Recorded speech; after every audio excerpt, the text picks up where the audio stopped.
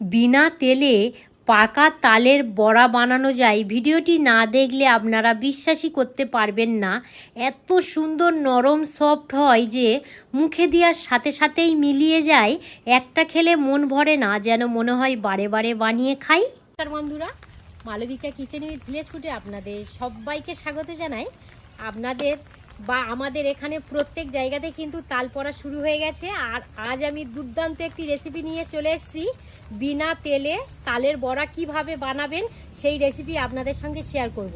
সাধারণত আমরা বড়া ভাজা তেল দিয়েই ভেজে খাই। আজ আমি বিনা তেলেই, একটুও বলে তেল ব্যবহার করব না, তালের বড়া বানিয়ে দেখাবো।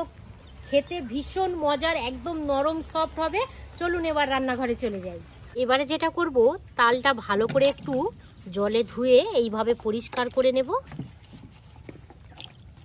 আর এখন এই সময়ে আমার কোন কোন বন্ধুদের এরিয়ায় তাল পড়ছে অবশ্যই কমেন্ট করে জানাবেন।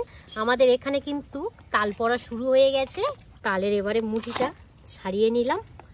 আর কত সুন্দর পাকা তাল দেখুন।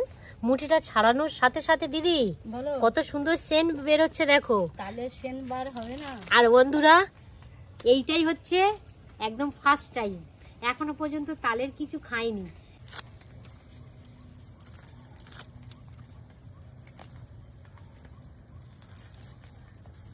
সুন্দরভাবে তালের খোসাটা ছাড়িয়ে নিলাম। আর যত কিন্তু তাল পাকা হবে ততই এই খোসাটা ছাড়বে। তাল শক্ত হলে কিন্তু এই খোসাটা আপনারা তুলতেই পারবেন না। না তুললে তুমি বড়া দেখাবে?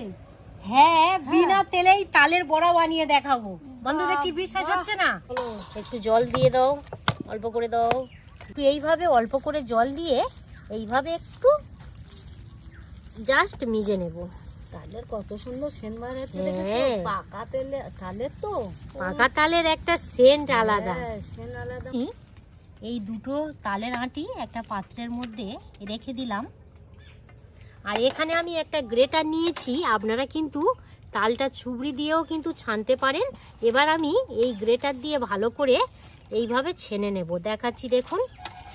এই দেখুন, চুবড়ি হলে কি হয়, হয়তো অনেক সময় স্লিপ খেয়ে যায়, একজন ধরলে ভালো হয়। তো এই গ্রেটার যদি আপনাদের বাড়িতে থাকে, খুব সুন্দরভাবে কিন্তু তালটা এইভাবে ছেনে নিতে পারবেন।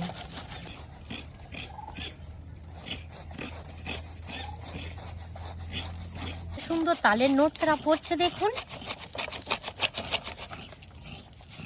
আর এইটাই কিন্তু শেষ আঁটি। চুবড়ির থেকে এটা ভালোই করে। হ্যাঁ, খুব তাড়াতাড়ি হয়। তাড়াতাড়ি হয়ে যায়। দিদি নারকেল কুড়ে নিচ্ছে। দিদি বলো।